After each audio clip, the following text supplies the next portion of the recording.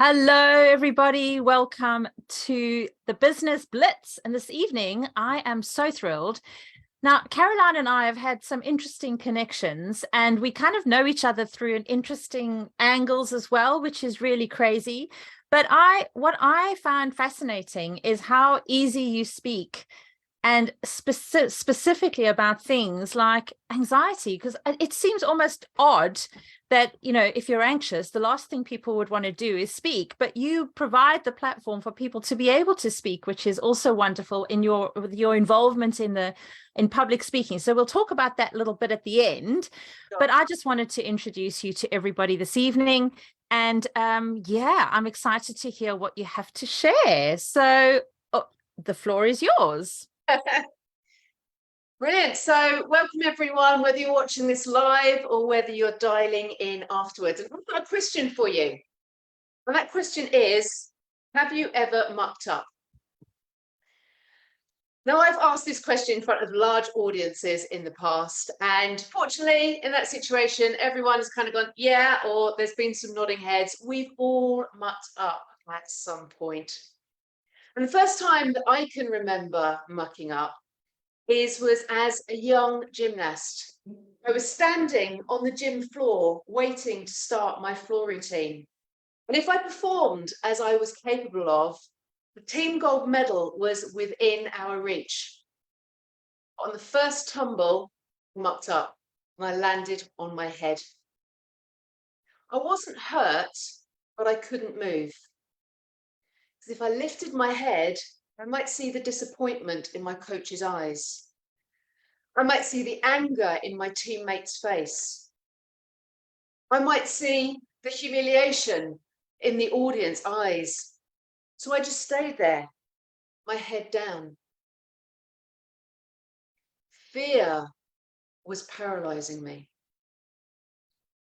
But then I felt two hands lifting my head up. And as I looked into my coach's eyes, it wasn't disappointment I saw, it was compassion. Caroline, come on, let's get you back to the team bench. And as I walked back to the team bench, it wasn't anger in my teammate's eyes, it was concern. Are you okay, Caroline? Are you hurt? All of those things that I was thinking while being in that crumpled heap on the floor was nothing more than thoughts. Thoughts were keeping me paralyzed. But my coach went to speak to the event organizer and asked if I could go again. I was only 10, it was hardly the Olympics. And so just a few minutes later, there I was once more on the floor, waiting to go again. What if I mucked up again? What if I got it wrong again and let people down? Was anxiety going to stop me performing at my best? If I could be that little gymnast again, I would take back with me a lot of the tools and techniques that I've learned since that time. Actually, I'm quite pleased there isn't any time machine because I wouldn't want to put a leotard on again. But I can use these techniques now, and I love sharing them with other people.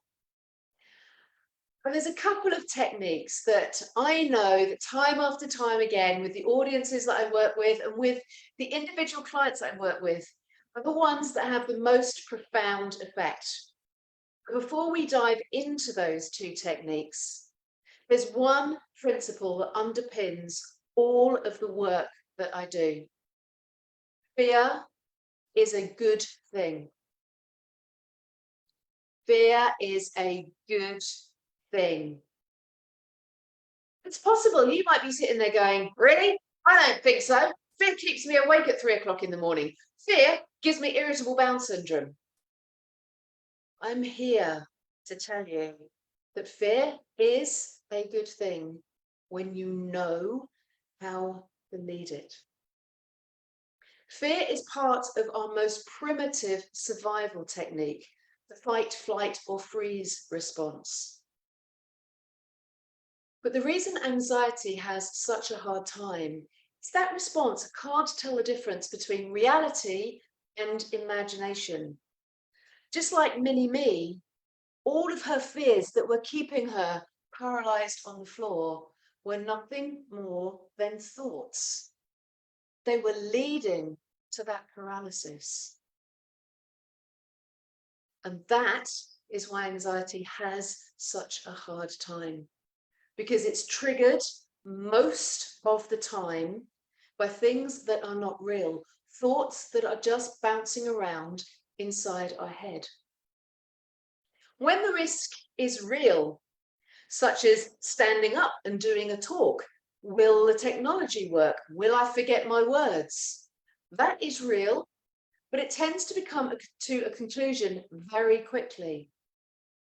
But a thought can bounce around in your head for hours, for days, longer.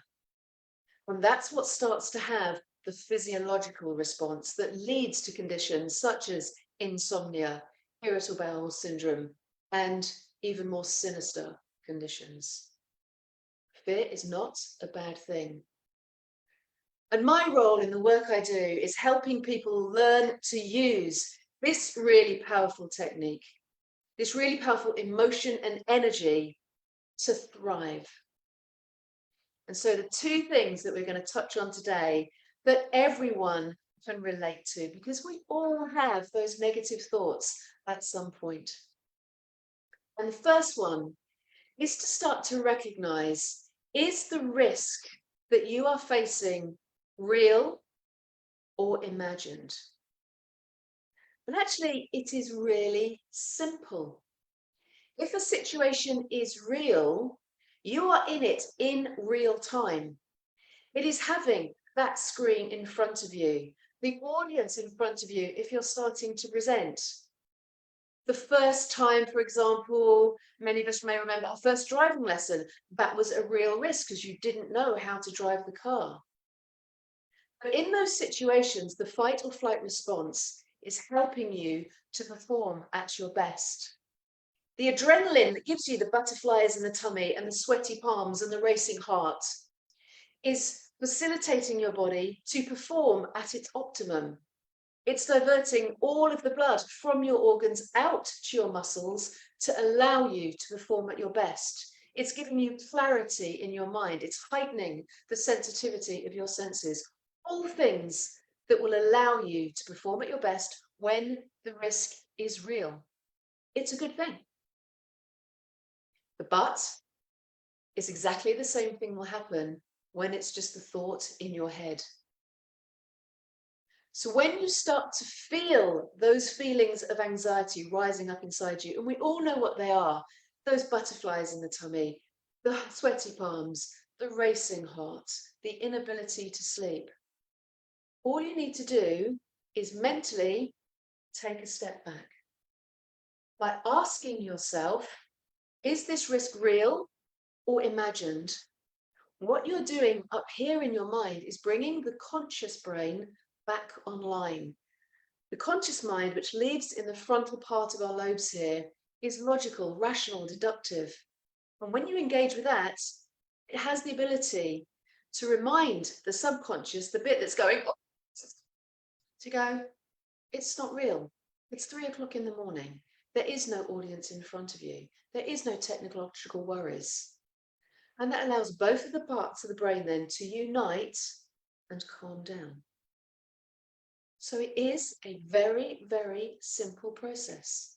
When you feel anxiety rising, take that breath and ask yourself, real or imagined? And what you'll start to see is very quickly that the imagined risks are vastly disproportionate to the real ones. And that starts to change your perception of real risk. It is simple. And this is not something that can be applied to if you've got a real extreme situation, and there are many ones out there. But on a day-to-day basis, this really, really works. And when you understand the risk is real or imagined, it then makes it much easier to step out of the comfort zone, to do that thing for the first time, stand up in front of an audience, knowing that the risk is real All of those feelings are helping you perform to your best. And then we can bring in the second technique that everyone loves when I talk about it. It's simply called flip it. You'll find that when you step outside of your comfort zone, there's a part of your mind that goes, what if? What if it all goes wrong? What if I forget my words? It's a catastrophizing kind of response. And again, it's part of our natural survival instinct, helping your mind to look at what's the worst possible scenario. And if I can cope with that, everything else is okay. We can harness that too and rein it back. Flip it typically is asking yourself the negative questions. What if it all goes wrong? So flip it. What if it all goes right? What if I remember all my words? What if the technology works perfectly? Because whatever question you feed your mind, it will answer. It's not sitting in there going, well, that's a really stupid question, so I won't bother answering that.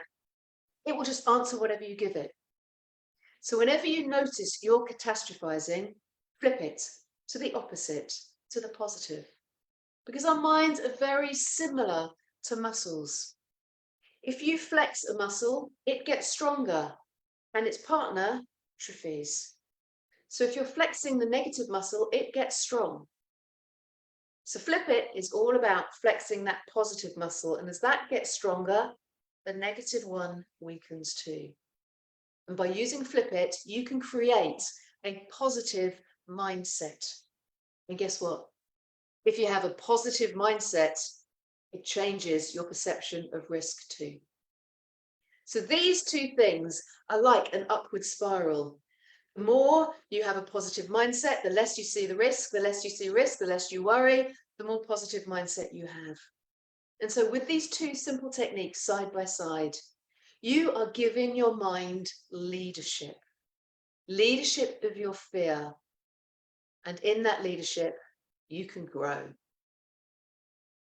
Thank you for listening. Oh, that is so interesting. I love that. I love the flip it thing, because I've often found in the morning at 3 a.m, if I am thinking about something, it's like an email that I've read. I shouldn't have, but I did before I went to bed. And then it's kind of like, well, what is going to happen if I don't reply to it now? What it's 3 a.m. Mm-hmm. And it seems so simple, doesn't it? But if you don't have the tool, you don't know what to do and how to do it. Yeah, but it is a basic biology. Our mind is there to answer whatever question you give it. And so if you give it a negative question, it just goes down the negative path quite happily until it gets to that catastrophe.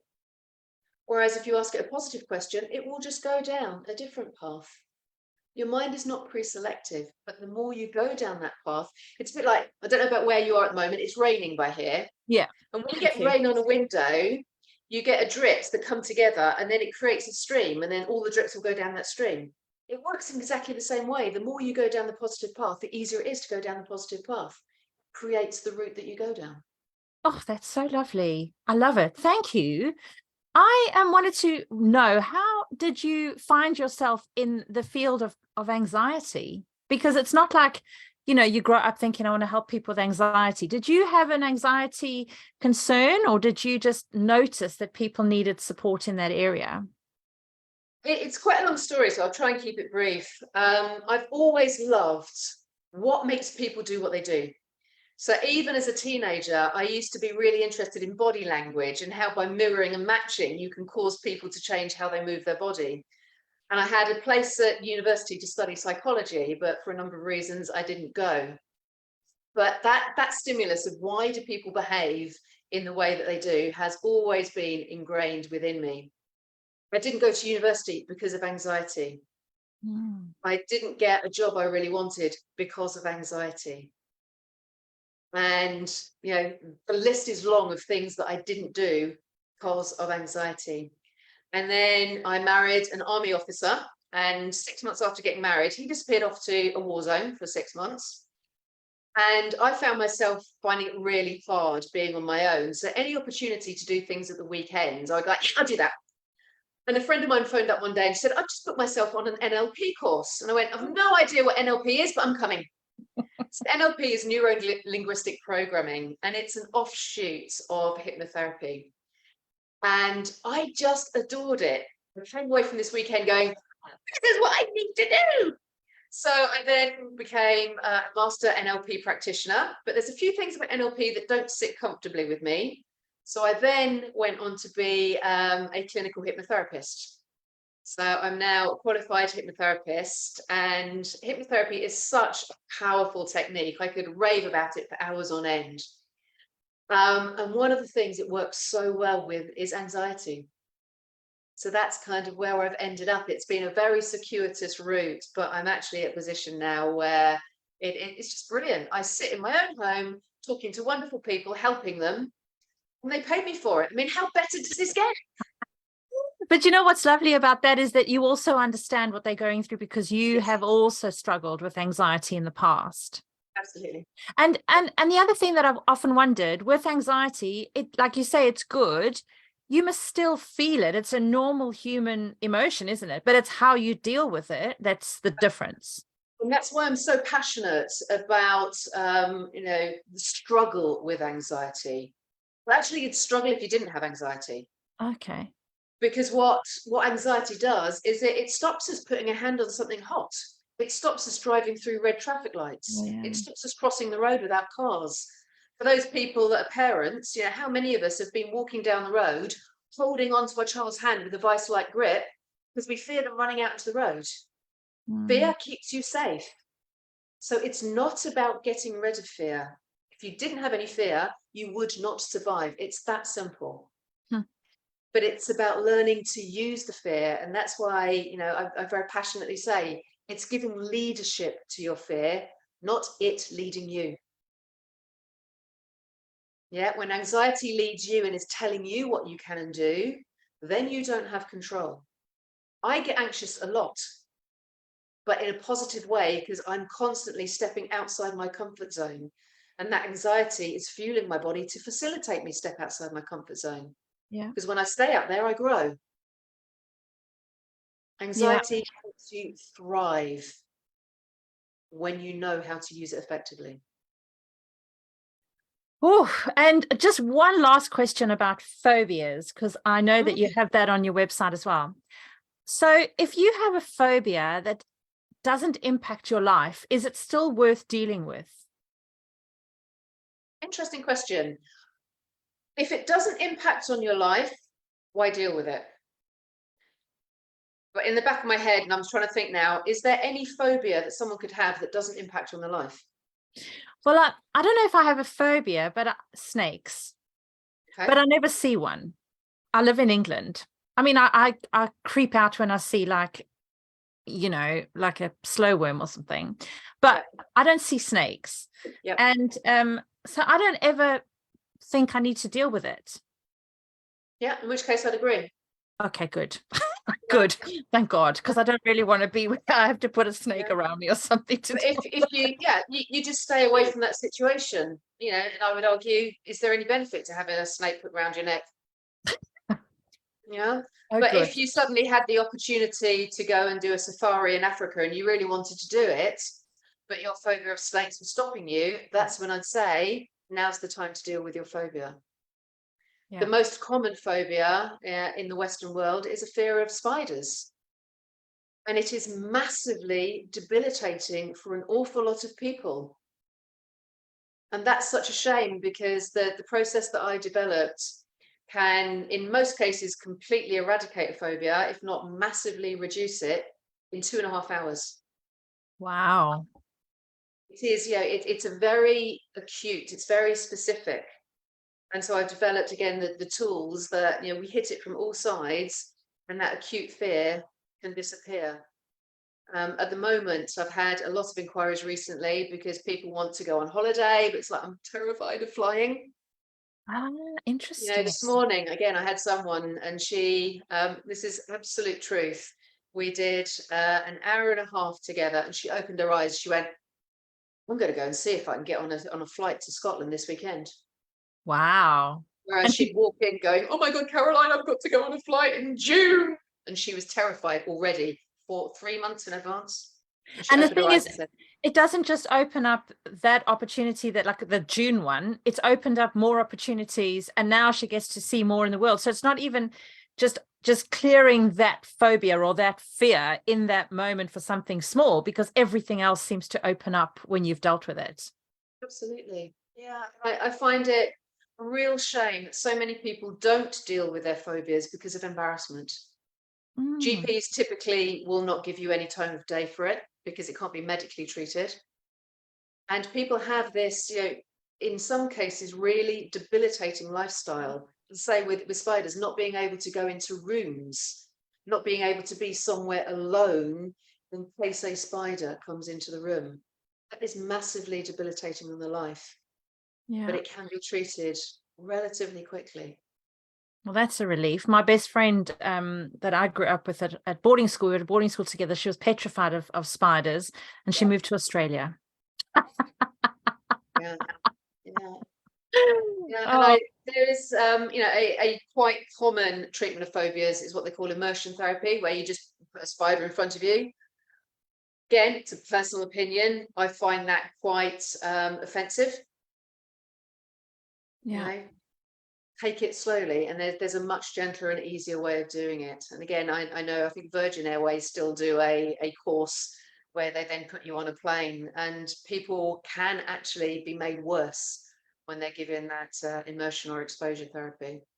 Wow. Um, So, I think the message for everyone is if you have an acute form of fear, you don't have to live with it. Yeah. Well, thank you so much. How can people get hold of you, Caroline? So it's very easy. My website is just my name. So it's carolinecavanagh.co.uk. And on there is a lots of free downloads. I've got a dozen or more free resources that can help you work through some of the own little, bit like the 2 tools we talked about today. I also do a lot of work with teenagers. So there's some stuff on there that can help teenagers as well. There's a link to the YouTube site where there's hundreds of videos. Again, with tips and techniques. And on there, if you want to talk to me personally, there's a chat form that we can engage with. And I'd love to talk to anyone who wants to change their relationship with anxiety. Lovely. And there's one thing I need to ask you. Please tell us about the PSA. The PSA, which is the Professional Speaking Association. So it's an organisation, and I am the regional president for the Southwest region. And within the PSA, we're just there to help people who do speaking as part of their work. So there are people who are professional keynoters, that's all they do. There are a lot of people that, just like me, that speaking is a relatively small part of their business. So I do a lot of speaking really as my marketing, because most talks that I do, I get clients from. So it's a really cheap and pleasurable way of doing all of my marketing. We've got lecturers, we've got priests, we've got just podcasters. It's anyone that is speaking to more than one person who wants to improve their ability. So we talk about all sorts of things, like how you can use props, how you can use humor, how you can use different languaging patterns. So it's all about the skills to be a better speaker. And also, if you are running a business, how you can build your speaking business as well. It is an amazing organization. I've been part of it for 2.5 years, and I have learned so much. And it's a bit of a phrase, but we are a tribe. It is genuinely a tribe of people who are all there to help each other out, and just passionate about speaking. And just finding people with similar interests and similar, struggles and wins and successes. It's a really nice space to share with people, I'm sure. Absolutely, absolutely, yeah. And so people want to get hold of you, and they can just email you directly if they want to know about PSA, especially if they're in the Southwest. What areas do you cover in the Southwest? So from the Southwest, we go all the way from the Wiltshire-Hampshire border as far as Bristol, and then all the way down to the corner of Cornwall. Wow. So it's a big region, and we meet in Corsham, which is the little village just outside Chippenham, just a little jaunt down from junction 7 of the M4. when you become a member of the PSA, you can attend any of the national events. So we have 12 regions across the UK, and so there's another one in Reading, there's the London's got a big one, right the way up through the country. So even though if you join at the Southwest, once you're a PSA member, you can go anywhere. Oh, that's exciting. Well, thank you very much. So, yeah, if people want to know about PSA, they want to know, they can just email you directly. Is that Caroline at Caroline at carolinecavanagh.co.uk, or again, go to the website on the contact page. There's a very easy form that you can fill in. And if you want to know about the PSA, again, that's simply thepsa.co.uk. And there's lots of information on there that you can get to read. Fantastic. Well, thank you so much for sharing so many useful tips. And I look forward to chatting to you soon and hopefully come to a PSA meeting. I'd love to have you there. Thanks, Dawn. Okay.